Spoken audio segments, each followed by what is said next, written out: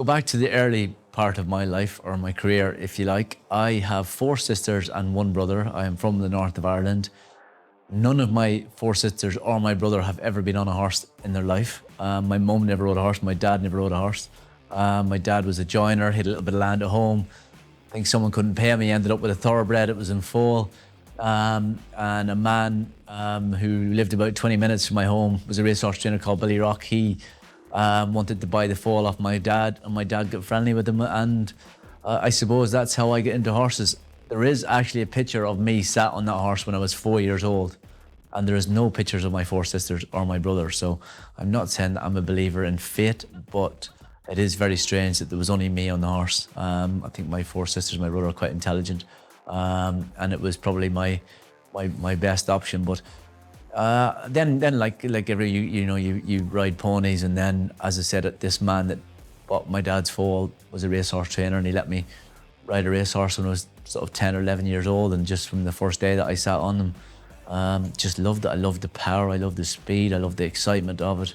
And I think from about the age of 11 or 12 that all I wanted to be was a jockey. And being where I'm from in north of Ireland, you probably had more chance of being an astronaut than being a jockey. I think to be successful in any walk of life, whether it be sport, business, music, whatever it may be, I think you really have to love it. I think the real elite sports people, I think they do it because they love it. I think they want to be the best. They want to be better than anyone else. And yes, different sports are more financially rewarding or whatever you like, but you can't tell me that Ronaldo or Messi just want to be rich footballers. They want to be the best footballers in the world, and to be the best footballers in the world, you have to really enjoy it. And it's the same with every sport, whether it be football, golf, rugby, boxing, horse racing, whatever it may be, Formula One.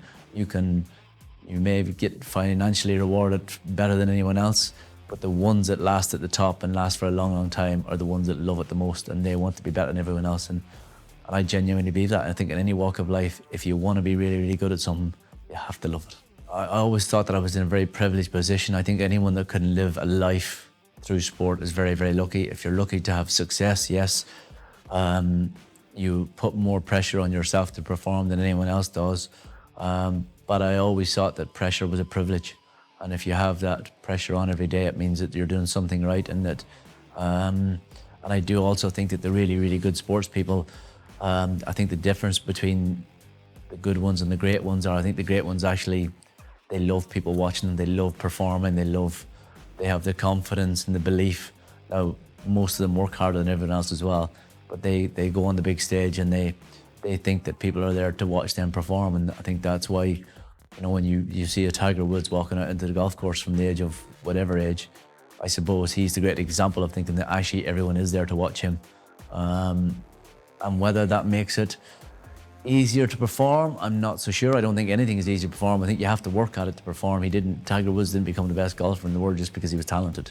I think you'll find from a very young age he probably worked at it harder than everyone else. And I was very lucky that I rode some brilliant horses. I think as a sports person, what you want to be able to do, yes, you want to win, but you want to win on the biggest stages, whether it be at the Cheltenham Festival or the Indy Grand National Meeting or the Epsom Derby, whatever it may be.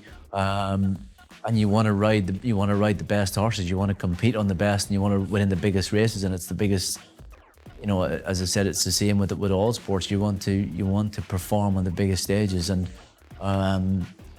if you can walk out onto one of those big stages as a sports person and look around and think, how lucky am I? There's very few sporting events where the roar is as much nearly at the start of a race as it is at the end of it. The first race at the Cheltenham Festival on the Tuesday, the roar is phenomenal.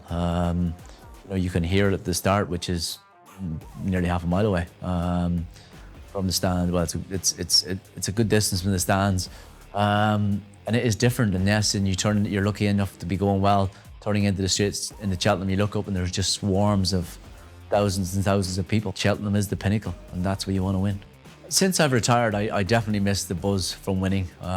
That's what sport is all about. Yes, I love the structure and the discipline and competing. I loved winning. I loved beating everyone else as much as possible. I think that's what sport is all about. I know in this day and age we live in a very different society where it's good to compete and it's good to take part and all that. Not for me. Sport is all about winning. It should always be all about winning. Do I still ride? As I said, I didn't become a jockey because I turned on the TV and thought, oh, I love the idea of winning at the Cheltenham Festival or at the Grand National meeting. I didn't know anything about it. The reason why I get into it because I love the horse and I love riding. So I still ride in the mornings. I still love going out. I still wish that I could still be a jockey, but I can't. And I'll ride horses for as long as I can.